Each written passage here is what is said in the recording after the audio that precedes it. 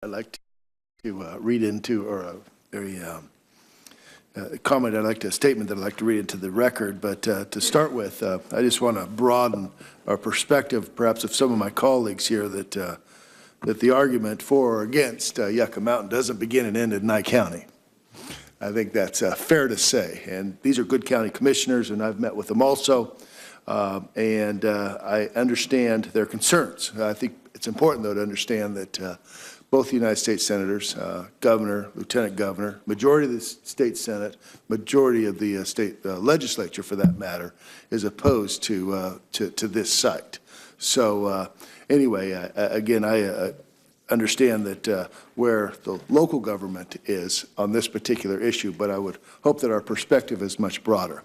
But to begin my statement, Nevada is home to Yucca Mountain. And our state has been dealing with this boondoggle project for literally decades.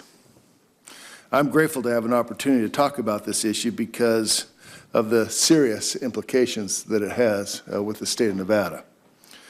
I know many of my colleagues disagree with me on this issue.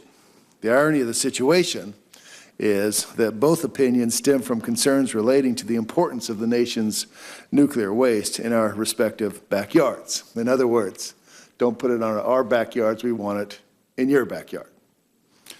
According to Government Accountability Office, over the past 20 years, the proposed site has suffered from gross mismanagement, faulty science and research, contract mismanagement, and most alarmingly, questions about the safety and design of the site and its impact on its surrounding environment and people.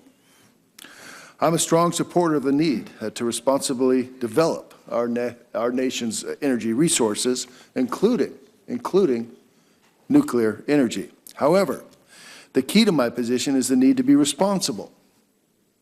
And the history of Yucca Mountain is far from responsible. Congress approved the Nuclear Waste Policy Act in 1982, which charged the Department of Energy with the responsibility of finding an appropriate repository site for the disposal of spent nuclear material. At the time, Yucca Mountain was one of many proposed geological sites to investigate based on rigorous guidelines. Unfortunately, the act was then amended in 1987 to concentrate only on one site, Yucca Mountain. Nevada, a state without any nuclear power plants, was legally compelled to bear the sole burden of long-term storage of the nation's nuclear waste.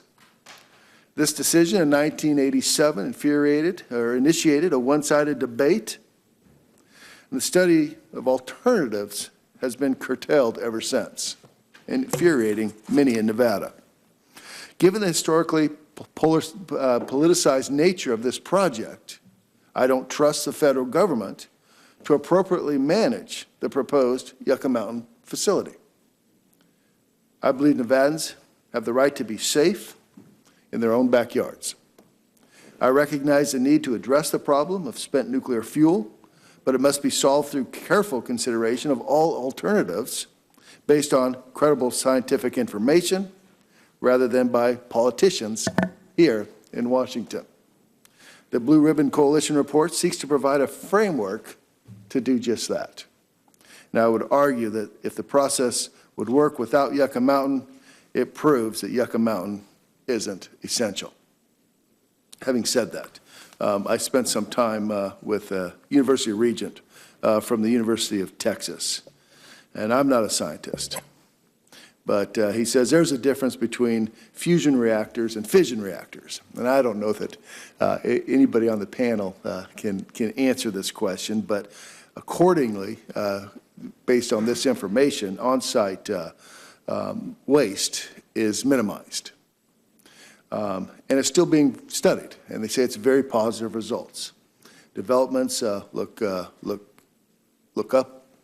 Looks like it's going upwards, and many of the energy companies are involved in this particular study. Have you had a chance to take a look at any of this or get any background information on what alternatives can be done as opposed to just burying nuclear waste in the ground? Well, Senator, I can agree with many of the comments that you made.